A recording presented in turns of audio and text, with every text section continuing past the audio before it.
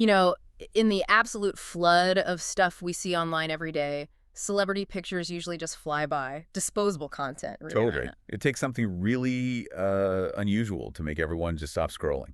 And back in May 2025, one photo did exactly that. It didn't just pause the internet. It was like this collective swoon across social media. Oh, I remember that one. It was, well, it was effortless, wasn't it? Timeless charm. You had Kevin Costner, Hollywood Titan, 70 years old. Yep. And right there next to him, looking just as sharp, another major heartthrob, 61. And the reaction was just instant, like everywhere. So much handsomeness, people saying their hearts were fluttering. I got labeled overwhelmingly dapper almost immediately. It really did.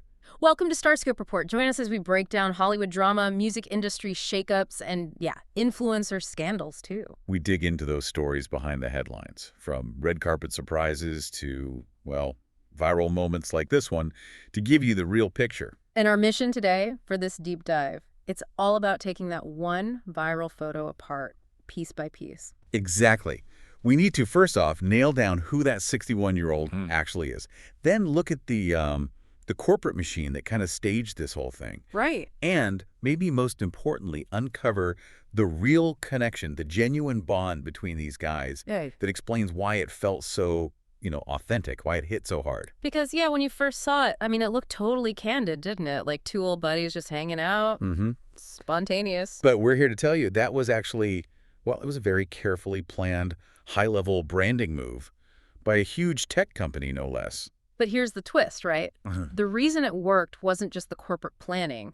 It was because these actors, they have these real lives, these grounded lives in Santa Barbara. Ah, okay. And they've leveraged that to become more than just stars. They're seen as, like, community leaders, pillars of their community, actually. That's the secret sauce. Okay, so let's dig into that. Let's start with the basics, the anatomy of this viral moment. Yeah. Where was this picture even taken? Right, because if you guessed, like, the Golden Globes or some fancy film festival, which it totally looks like it could be. Exactly. That's the vibe. But nope, that's the first clue. This was something else. So where was it? It was at the Airbnb 2025 summer release party. High profile, sure, but a corporate event. In Los Angeles, May 13th, 2025. Airbnb. Okay, interesting. Not an arts event then, more like a product launch. Precisely. A celebration of commerce, really. Luxury services, new tiers, we'll get into that. And the guys in the photo, Costner, obviously. But the other one, there was some guessing online at first. Oh yeah, people were throwing names out. Was it Brad Pitt? He was about to turn 62 later that year. Okay. Maybe Keanu Reeves. He'd just turned 61 a few months before. Right, same age bracket. But if you really look closely, the profile, that famously sort of ageless look. Yeah, he doesn't seem to age. Right. And just the specific facial structure. It confirms pretty definitively the man with Costner was Rob Lowe, recently turned 61. Rob Lowe. Okay. Costner and Lowe. That pairing, it has a certain weight to it, a specific energy. Exactly. That combination, Costner's kind of gravitas and Lowe's look. Yeah. The internet just couldn't get enough of it. So, okay. Corporate event, professional photo. How does that specific picture break out and become this huge social media thing? What lit the fuse? Well, this is where the strategy gets clever. The distribution. It was Costner himself who kicked it off. Really? He posted it? He did, on his personal Instagram. You might even remember, it wasn't the first picture in the post. It was the third photo in one of those carousel posts he shared from the party. Ah, the carousel. Okay, so he buried the lead almost. Sort of. And that third photo, the one with him and Lowe's, that was the one that just exploded. And it wasn't like a blurry phone pic either. No. No, it was shot by Kevin Costner, a veteran celebrity photographer. Yeah. For Getty Images. So professional, high-gloss quality. So Costner takes this pro photo and just posts it himself? Yep. Directly to his own followers. He basically bypassed all the usual media gatekeepers.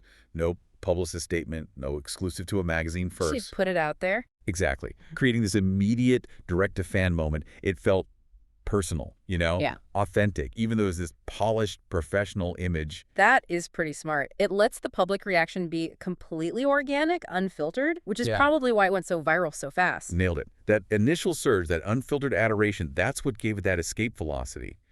The old media structure might have, contextualized it differently, diluted it. Okay, so the mechanics make sense. Now, let's pull back the curtain a bit more, the strategic side. Why were Costner and Lowe's and apparently other A-listers even at an Airbnb event? Right. because it wasn't just them. You had Gabrielle Union there, Sophia Bush, Orlando Bloom, a whole roster of big names. And no, it wasn't random, not at all. So what was Airbnb launching? This was a big deal for them. They were unveiling these much more elevated product lines, trying to move further into the luxury market. Oh, okay. Beyond just renting someone's spare room. Way beyond. They were pushing Airbnb services and think concierge, Yeah. like a concierge level, high-end, professionally managed luxury properties. And Airbnb experiences, these curated, sometimes exclusive guided tours or activities, high-value stuff. Gotcha. So they needed to associate these new luxury offerings with, well, with luxury people, established, respected figures. Precisely. These celebrities, they weren't just attendees. They were walking, talking brand endorsements. Their presence was meant to subconsciously link Airbnb's new services with aspiration, trust, quality. It's like celebrity as luxury branding. So let's break down their specific brands. What do Costner and Lowe's represent in that context? Okay, so Costner, especially coming off Yellowstone and deep into his big Western project horizon, he embodies this kind of rugged, almost iconic, high-end American luxury. Authenticity, quality, generational appeal. He's like the cinematic bedrock. Yeah, solid, dependable, high quality. Right. And then you have Lowe's. He's famously associated with Santa Barbara, lives there, very high profile locally. He represents something different, but just as valuable. That polished, ageless, sort of coastal elite chic vitality, maybe a bit more contemporary, self-care relevance. Still aspirational, but maybe in a slightly different way. So the photo captures these two powerful, slightly different brands of luxury side by side. Exactly. That dapper photo. It's basically a snapshot from the front lines of a major branding campaign where the perceived authenticity of these guys was the most valuable thing being sold. Sold to, a wealthy target audience. Wow. Okay. But the strategy, like you said, only works if the picture itself connects. And it clearly did. Let's talk about that dapper quality, the visual power. Yeah, the aesthetic is key. Because what you're seeing is two men who've, frankly, mastered aging well in the public eye. But they do it differently. So? Costner at 70, he's like the patriarch, right? His style is classic, commanding, but also kind of ruggedly refined, like a solid oak tree. Yeah, that fits. What's his look been like recently? Well, sources mention things like a navy blue window pane three-piece suit by Brioni, very classic, or even just a navy turtleneck and stylish black glasses. It's about timeless masculinity, quiet authority, relaxed confidence. Okay. And Lowe, the ageless wonder, as you called him. Right. At 61, he's known for being meticulous. He's more like the vibrant evergreen. His style feels sharper, maybe more contemporary, definitely more youthfully polished. He can pull off different looks too, right? Like sharp suits, but also casual stuff. Totally. He looks just as comfortable in a high-fashion suit at some event as he does in that sort of elevated, relaxed coastal wear you associate with Santa Barbara. The power of the photo is putting these two complementary visions of successful male aging right next to each other. And that's what triggered the heart's fluttering. So let's analyze that reaction. What were people really responding to? Well, if you look at the comments, the data there is pretty revealing. First off, there's this huge wave of nostalgia. Ah, the 80s connection. Exactly. Both of them were defining heartthrobs back then. The Outsiders, St. Elmo's Fire for Lowe, Bull Durham, Dances with Wolves for Costner. They were running on parallel tracks. Seeing them together, that's a direct hit to the feels for a whole generation. A reunion of their youth, basically. Makes sense. What else? Then there's the obvious. The silver fox thing. People were openly talking about how ageless they both look. Yeah, that was everywhere. And that caps into this broader cultural thing, right? We admire people who seem to defy aging, who represent vitality and experience and charisma. Yeah. It's an aspirational way to age, and frankly, Hollywood is realizing there's a huge market for that. Okay, nostalgia, looking good. But you mentioned something deeper. Yeah, I think the most telling part, digging into the sentiment, was what we're calling the decency factor. There's this one comment that really stood out. Cowboy and gentlemen, they don't make men like that anymore. Wow, that's quite a statement. Isn't it? The adoration wasn't just superficial, about looks. It was about this aura. People perceived stability, class, decency. Maybe in a world that often feels chaotic or full of conflict online, people are just craving figures who seem reliable, Grounded. That's a really interesting point, a demand for substance. I think so. And that's a signal the entertainment industry should probably pay attention to. Definitely. Okay, so if it was all just branding and aesthetics, why did the photo feel so real? That connection between them seemed genuine. Where does that come from? Okay. So the secret isn't in LA. It's not on a movie set or a red carpet. No. No, the real foundation for that easy camaraderie, it's their shared home turf, Mm-hmm. Santa Barbara County, and specifically their long-term commitment to local philanthropy there. Santa Barbara. Right, you mentioned Lowe lives there. Costner, too. Costner has a massive estate in nearby Summerlin, and their paths really cross in a significant way through this one charity, 1805. 1805. It's a nonprofit, and it's solely focused on supporting Santa Barbara County's first responders, Hmm. police, fire, paramedics. And this isn't just like lending their name. Yeah. This is deep, ongoing involvement, being actual invested neighbors. Okay, tell me more. How are they involved? Well, take the big annual fundraiser, the 1805 LIVE concert, the one they held in September 2025. Costner is the main benefactor, and he's the host. Host. Yeah, he literally opens up his own private, incredible $26 million oceanside estate in Summerlin for the event. It even has its own polo field. That's a pretty serious commitment, opening up your private world like that for a local cause. Wow, okay. That's definitely more than just showing up for a photo op. And Lowe's. Lowe's right there with him. Okay. He's a dedicated advocate for 1805, and at that same September event, he was the honoree. He received their Heart of the Community Award, What for? specifically for his work championing access to mental health services at no cost for the first responders. So, tangible, sustained effort that makes a real difference locally. So this isn't just Hollywood fame. This completely reframes it. They're operating within this, like, elite but very local community circle. Absolutely. You look at who attends or presents at that 1805 event. People like Oprah Winfrey, Maria Shriver, Prince Harry and Meghan, the Duchess of Sussex were presenters. Seriously, Harry and Meghan. Yep. So Costner and Lowe's, in this context, they aren't just movie stars flown in. They're respected local leaders working alongside other prominent residents. They're seen as neighbors, engaged citizens. That's the authentic foundation under the viral photo. That's why the connection felt real.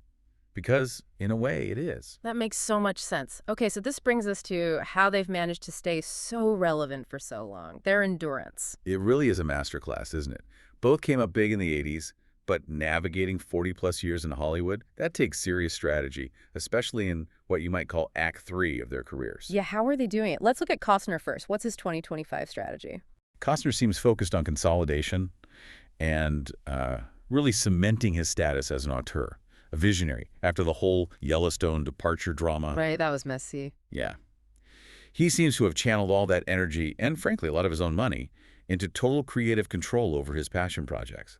Primarily that massive, multi-part Western epic, Horizon, an American saga. He's directing, writing, producing, starring, the whole deal, right? The whole deal.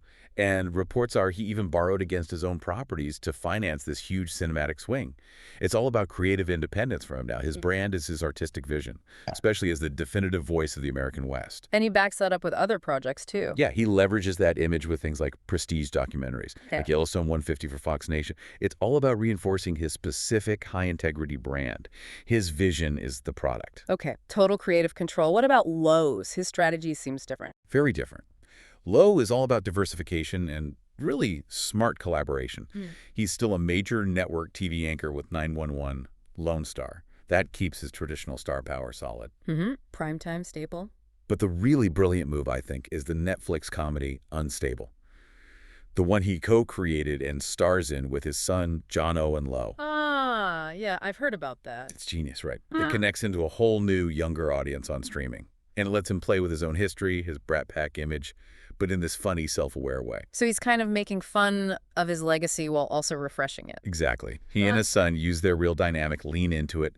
It shows he knows how to take decades of fame and make it feel contemporary, relatable, and frankly, good business. It's a totally different path than Costner's, but just as effective for longevity. So bringing it all back to that one photo then, what does it really symbolize? I think that Dapper photo, it's more than just a picture. It's like this cultural document, you know. It captures endurance, 40 years of staying power. It captures vitality, this aspirational model for aging well. And authenticity. And crucially, that grounded authenticity, the kind that seems forged through real-world substance, like their work with the 1805 charity in Santa Barbara, that's the bedrock. And the fact that it went so incredibly viral. That proves there's this massive engaged audience out there for stars in their 60s and 70s. They're not just present, they are hungry for this kind of content, this kind of figure. So the heart's fluttering, the demand for decency, that's a real market signal. A huge one. If you realize this audience segment is powerful, likely financially secure, and they're actively craving stories and figures centered on class, stability, maybe even that perceived decency. Yeah. Well, it really makes you wonder, doesn't it? What does that tell us about the future? About casting choices? About the kinds of characters, the solid oaks, the vibrant evergreens that Hollywood might start prioritizing in the next decade? That is a fascinating thought. Ignoring that signal seems like, well, bad business. Potentially. Yeah. A missed opportunity, at the very least. You've been listening to Starscope Report, where Jordan and Jamie uncover the stories shaping Hollywood, music, and pop culture. Thanks for tuning in, and we'll catch you next time.